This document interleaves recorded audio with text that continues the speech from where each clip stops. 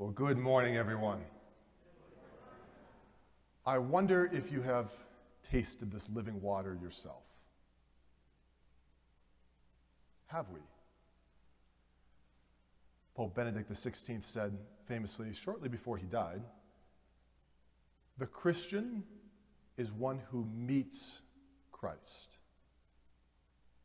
And we are not Christian unless we meet Christ.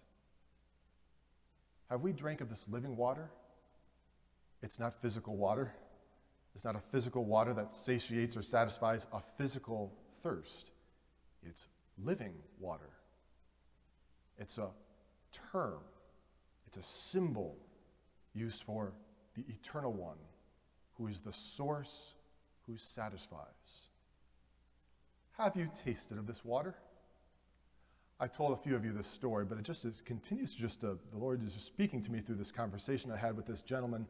Long story short, about a month ago now, I was getting lunch with a priest friend of mine. It was a Monday. It was both of our priest's day off, and we were at a nondescript little restaurant, and we were talking very deeply. He's in my men's group, so we feel very free to kind of speak with one another, and so we were probably 45 minutes into the conversation, and there was hardly anyone in the restaurant, except one guy that was sitting right by us. I didn't really think of him or notice him per se, but we were probably 45 minutes into this conversation of just like being men and men's group kind of a thing, talking about our challenges and what the Lord was doing in our life and just like how we wanted to grow closer.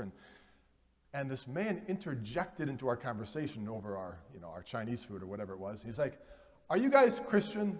We're like, actually, no, he said, "Are you guys Catholic?" We're like, I'll be honest, when I heard him say that, I was kind of annoyed. Not because he asked if we were Catholic, but because he just interjected into this conversation that I immediately intuited he has heard everything I said.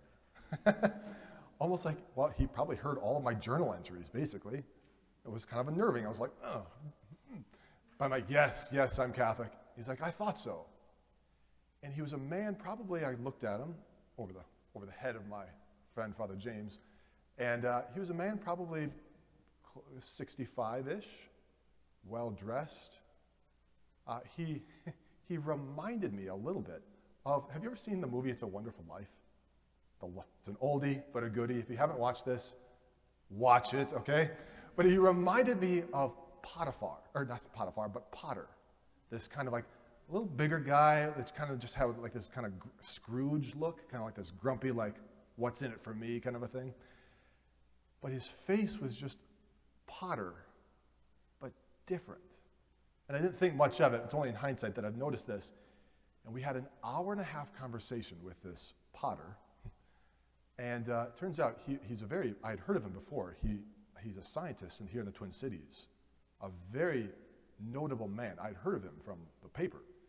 And he works for a big science firm here in the Twin Cities, has done a lot. He's created a lot of medical devices, etc. And so he started to describe, he just started kind of sharing a little bit of his life story because he found out very quickly we were priests. And people tend to open up around priests. He's like, I'm not even Catholic, but I want to tell you a little bit about my life. I'm like, okay, shove my plate aside. And he started to describe in an hour and a half a lot of his life, but all of them were focused around a pivotal moment that had just happened a few weeks earlier here at the University of Minnesota Hospital. And he had a lot of heart issues in his life. And so he had actually had a kind of a minor sort of heart attack and went in and only grew worse. And he ended up dying on the table here at the University Hospital a few weeks ago.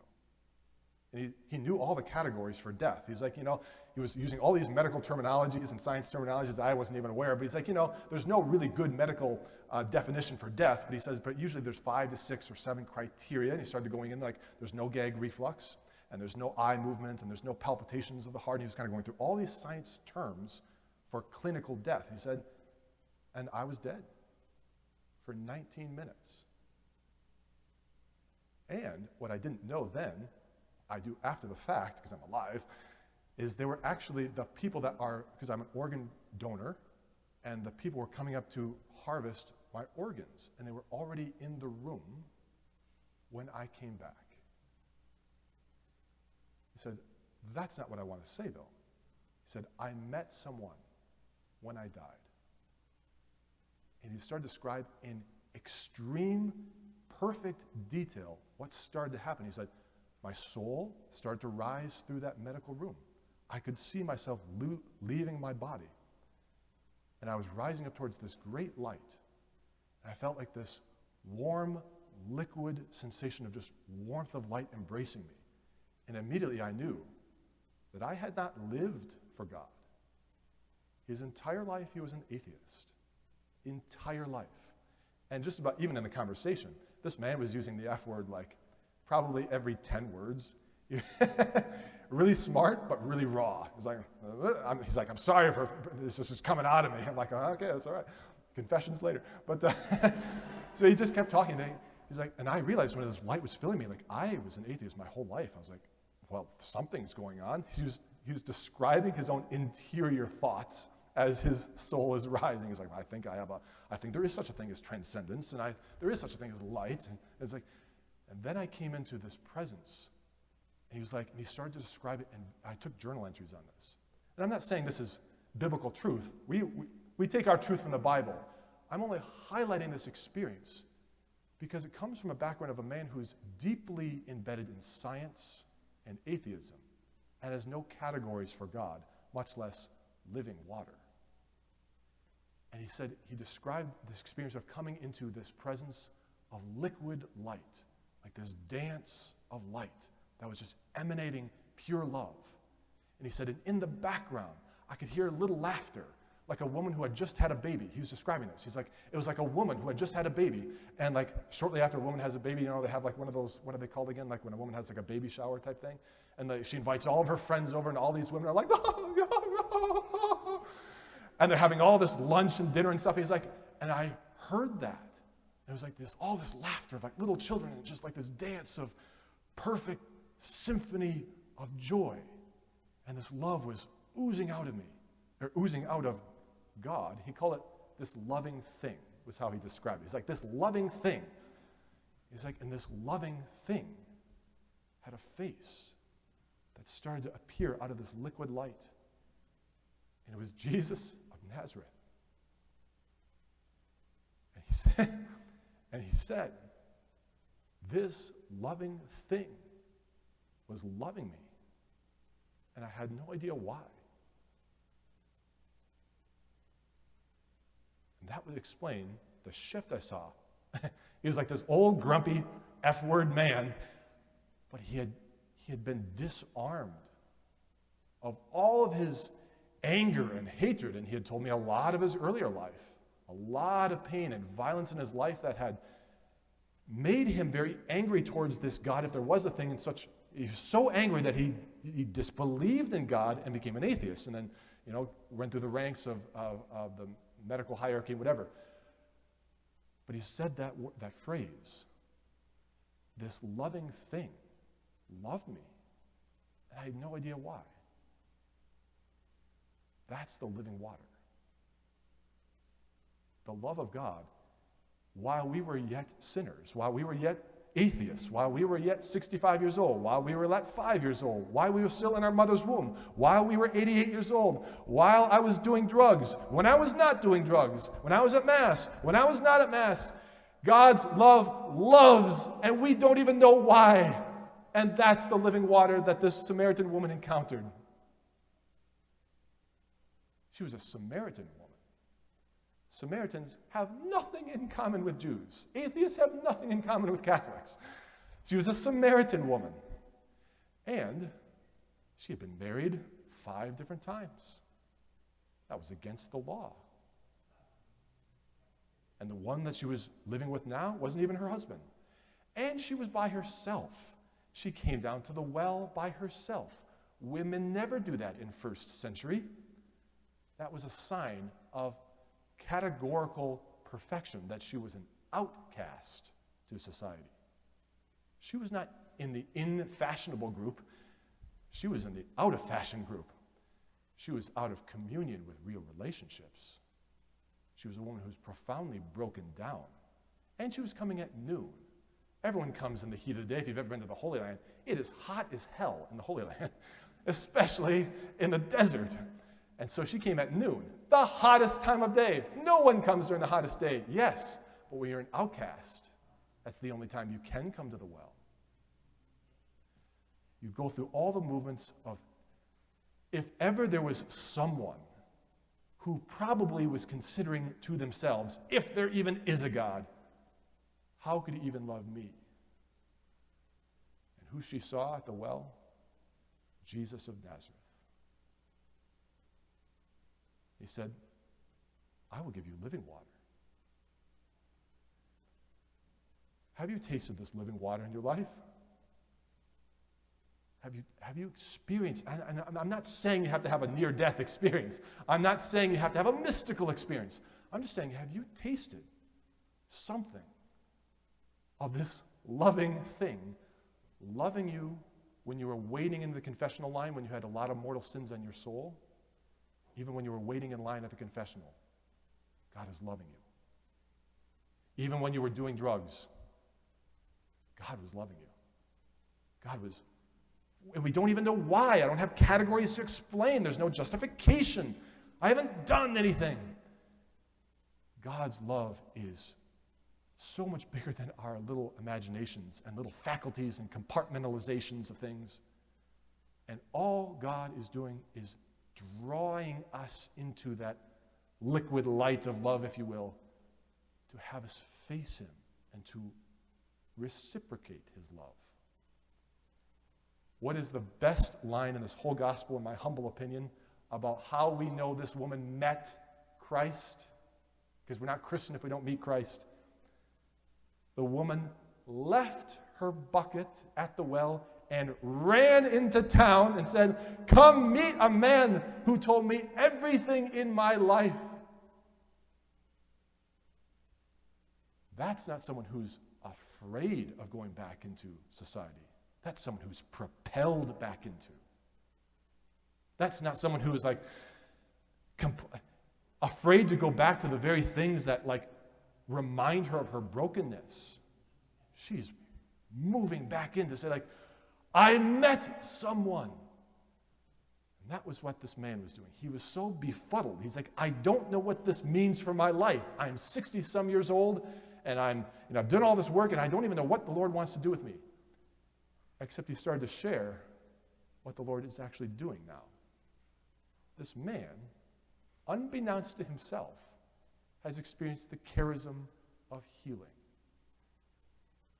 He has met that one. And now he was describing, he's like, I don't even know he was like griping with, because he doesn't like people. He's like, I effing hate people. You know? He's like, but I'm walking around the street and people come up to me and like say like, can I just give you a hug? And they experience like being healed of things in their life. He's like, I don't even understand it, what's going on with me. But he's kind of a man who's been disarmed of his anger because he's met love. And it's that love that's in him. And it's emanating out of him. And other people are experiencing this. He then described, and this is the last thing I'll say, among many other things he said, I was so moved by this. He said, my whole life I was an atheist. I hated everyone. And I was radically pro-abortion. And when I met that liquid light and I could hear the laughter, it was the laughter of little children. And he received a mystical insight that God is the God of the living, and God is the God of the living of all the living. And he instantly said, at that moment, I had the utmost respect for life in the womb. And this is a scientist who simply was clinically dead. How do you explain from a scientific background being out of life, kind of clinically dead, and having a complete reversal of your entire life value system when you come back? That's someone who's meeting Christ. Christ wants to overturn every value in us that is selfish and self-inflated and angry and resentful and lustful and bitter. He wants to transform it into his light, wants to ooze out of us. It's the only thing that truly satisfies. I hope that this reminds you, like, we want to grow in our thirst for God. The best definition, this is the last thing I'll end on, the best definition of Christianity I've ever heard, some of you have heard me say this, comes from St. Augustine. He said it's the desire of God meeting our desire. and coming together.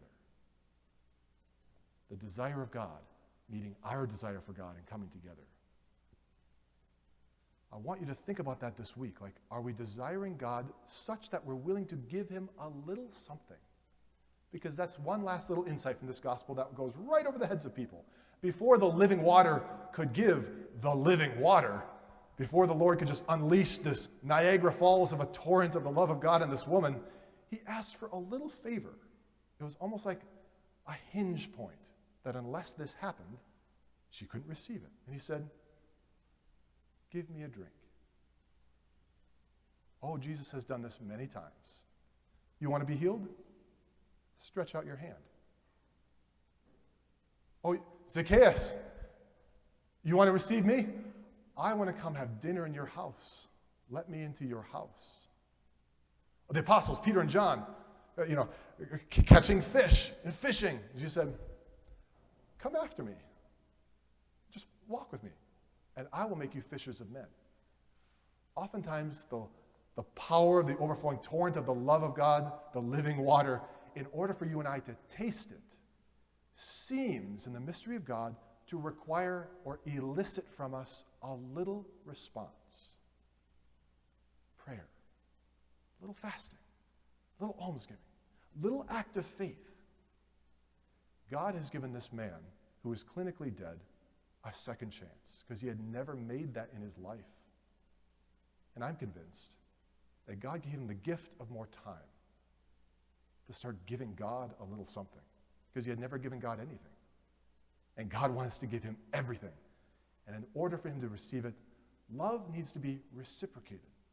The desire of God can't go anywhere unless it meets a little bit of our own desire for him. That's Christianity. That's Catholicism. God wants to love you. He wants to transform us from the inside out so we can start laughing even in the face of suffering and praising God even when life sucks sometimes, because that's the living water. And when we're tasting the living water, nothing else matters. How does this enter into you and I in our practical life this week? Find little ways that you can be giving a little doorway to Christ, who can enter into the smallest of cracks.